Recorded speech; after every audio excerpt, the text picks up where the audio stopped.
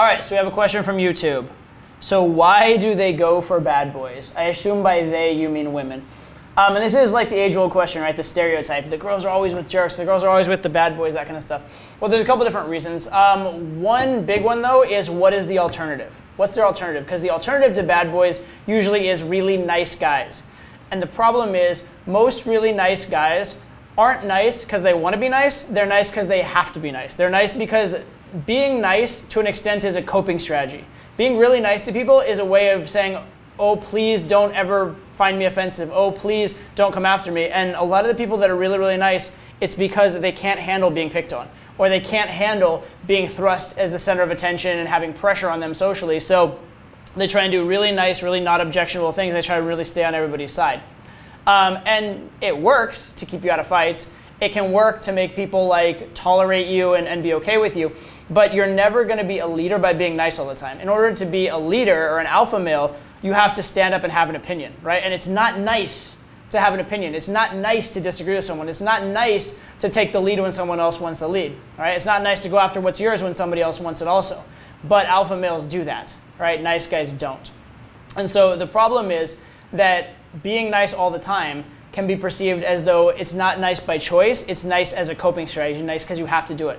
However, if you occasionally are a bit of a dick, right? Or if you show you're able to be a dick and you're willing to be offensive, but then you're nice, now your nice is actually valued, right? Because, right, you've shown that you're capable of not being nice, so you are nice by choice. Okay? So that's a huge thing, is that if you're nice all the time, it's a problem. The bad boy thing, girls don't actually want a guy who's like going to prison. Girls don't actually want a guy who treats them like shit, but they want a guy who is willing to treat them like shit if necessary, right? They're willing to take the risk of treating like shit, or they're not so scared of standing up that they never offend, right? So that's very, very important. There is one other side kind of note here, which is interesting. When you talk about a certain type of bad boy, if you mean by bad boy dangerous, that's another thing, and that's actually a factor as well. So you may have noticed like MMA fighters tend to have hotter girlfriends than the average, or guys that like ride motorcycles, even like guys that like fucking ride motorcycles without helmets, have hotter girls on average, right? And the reason for that actually is that it's a stupid behavior, and it's a risky behavior, and everybody knows it's a stupid, risky behavior. Yet this person has done that thing and stayed alive. So in terms of an evolutionary, biological, sort of like survival of the fittest thing, he's actually even more fit to survive from a genetic level because he did this dumb thing and hasn't died because of it. And that only works obviously up until the moment when he doesn't get dead, right? Until the moment that he doesn't get maimed in a fight or whatever, right? But up until that moment when he's survived in spite of his risky behavior, it's actually kind of alpha to have taken that risk. Now, I'm not encouraging you to go ride around on a motorcycle without a helmet in order to get girls. There are much better ways, and there are also better ways to be alpha, to be risky, et cetera, right?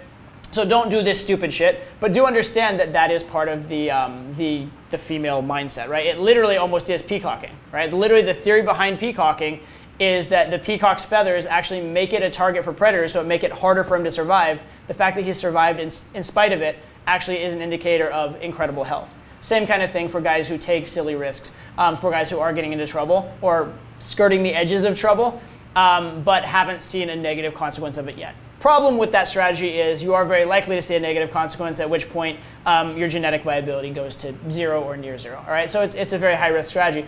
But the point, though, is why is it that girls like bad boys in a nutshell? It's not that they are that thing, it's that they can get away with being that thing. It's showing the fitness, the ability to survive in spite of doing offensive things, in spite of doing risky things. All right, and as a lesson for you, if you are a nice guy, or if you're that guy that's envying the bad boys, is don't become an asshole, don't become a jerk, but be willing to stand up for yourself. Be willing to offend as necessary. Don't be so scared of occasionally being called a jerk and overall being nice.